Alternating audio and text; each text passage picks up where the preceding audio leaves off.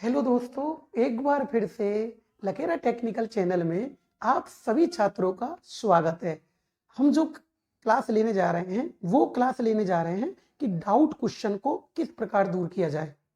और मैंने पहले भी आपको बताया था कि एग्जाम को क्रैक करने के लिए हम एग्जाम की तैयारी कर रहे हैं, तो उस चैप्टर का हर पॉइंट हमें पढ़ना होगा और उस पॉइंट से रिलेटिव किस किस प्रकार क्वेश्चन पूछे जा रहे हैं उनको हमें ध्यान में रखकर तैयारी करनी है, क्योंकि कंपटीशन इतना है। और आपको पता है, यदि हम पेपर को हल कर रहे हैं और एक क्वेश्चन गलत हो जाता है या हमसे भूल हो जाती है या हम क्वेश्चन को लेके कंफ्यूज हो जाते हैं, तो आपको पता है एक ही क्वेश्चन हमें सफलता से रोक सकता है। और आपको पता है कि हमें सफलता प्राप्त करनी है, किसी भी हालत में हमें जॉब प्राप्त करनी है, तो आप इन क्वेश्चनों को विशेष ध्यान में रखकर चलें। अगर आप भी और ही स्टूडेंट की तरह ऊपर ऊपर से पढ़ रहे हो, तो आप खुद जानते हो कि आप किस लेवल से तैयारी कर रहे हो। तो देखो, कुछ दिन पहले एग्जाम में क्वेश्चन किस प्रकार आया था और ज्यादातर स्टूडेंट उस क्वेश्चन को लेके कितने कंफ्यूज हो गए थे और उस क्वेश्चन को गलत करके आए। तो वो क्वेश्चन लेके आया हूं, तो उस डाउटफुल क्लास के अंदर अपन स्टार्ट करते हैं। जो क्वेश्चन है उसके सामने चलते हैं। देखो भाई, क्वेश्चन है, देखिएगा कि एक एक 3 फेज एसी संतुलित लोड परिपथ में, एक 3 फेज एसी संतुलित लोड परिपथ में, अच्छे से परिपथ में फेज धारा, कौन सी धारा? फेज धारा, यानी कि आईपीएच। ये क्वेश्चन क्या पूछ रहा है, अच्छे से सुनिएगा, पूरी क्लास को लेके जाइएगा। तो देखो, एक 3 फेज एसी संतुलित लोड परिपथ में फेज धारा, आई से करंट, पी से फेज धारा, ये ना, फेज धारा एवं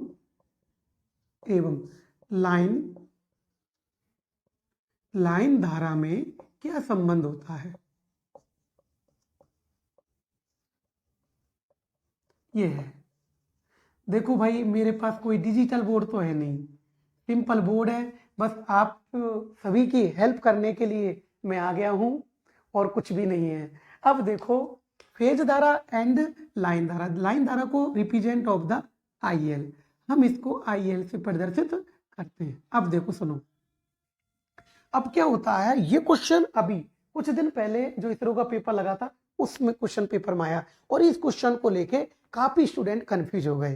तो देखिएगा क्या होता है, एक संतुलित लोड परिपथ में फेज धारा और लाइन धारा में क्या संबंध होता है। ऑप्शन क्या थे दोस्तों? ऑप्शन था पहला, IL बराबर √3 IPH, ये था। बी था ऑप्शन, IL बराबर IPH √3। अगला सी था IL बराबर IPH, और डी था IL बराबर √2 IPH, ये था। अब एक बात बताइएगा आप मेरे को कि लड़का इसमें किस प्रकार कंफ्यूज हुआ। मैं बार बार यही बात बोल रहा हूं, अगर आप तैयारी कर रहे हो तो बेस को क्लियर करके चलो, यदि आप एग्जाम को क्रैक करना चाहते हो। तो देखो दोस्तों, एक संतुलित लोड परिपथ में, अब स्टूडेंट ने सोचा अगर स्टार होता, क्या होता? स्टार। तो स्टार संयोजन के अंदर सभी जानते हैं कि IL बराबर IPH होता है, यानी कि फेज धारा लाइन धारा के बराबर होती है। किस में होती है? स्टार संयोजन में।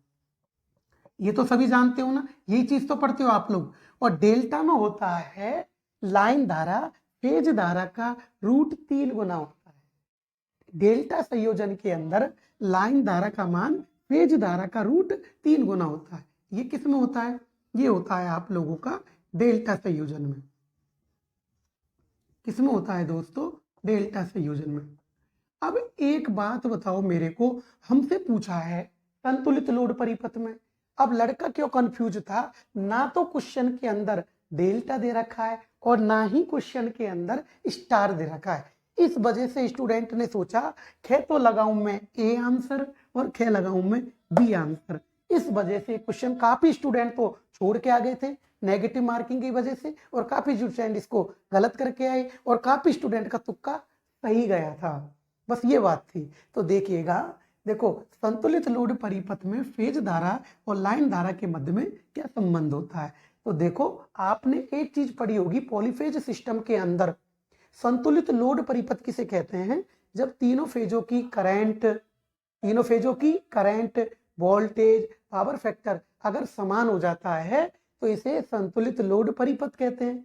तो जब करंट समान हो रही है, किस स्थिति में हो रही है, ये संतुलित लोड की स्थिति में, इसलिए आंसर क्या होने वाला है आपका IL बराबर IPH। बताओ समझ में आया कि नहीं आया। बहुत शानदार क्वेश्चन है, क्या पता आगे भी आपके एग्जाम में आ जाए, इसलिए क्वेश्चन का आप लोग स्क्रीनशॉट ले लीजिएगा। हाँ जी, ले लिया। और ध्यान रखो दोस्तों, इसी प्रकार तैयारी करो अगर एग्जाम को आप लोग क्रैक करना चाहते हो। हमें क्वेश्चन को कंफ्यूज नहीं होना है, हमें क्वेश्चन पर किसी प्रकार का डाउट नहीं होना है, हमें क्वेश्चन को बेस क्लियर करके चलना है। ठीक है दोस्तों, अगर आपके क्लास पसंद आई हो, अच्छा लगा हो, चैनल को सब्सक्राइब करें और वीडियो को शेयर करें। ओके दोस्तों, फिर मिलते हैं नेक्स्ट क्लास के साथ। बाय।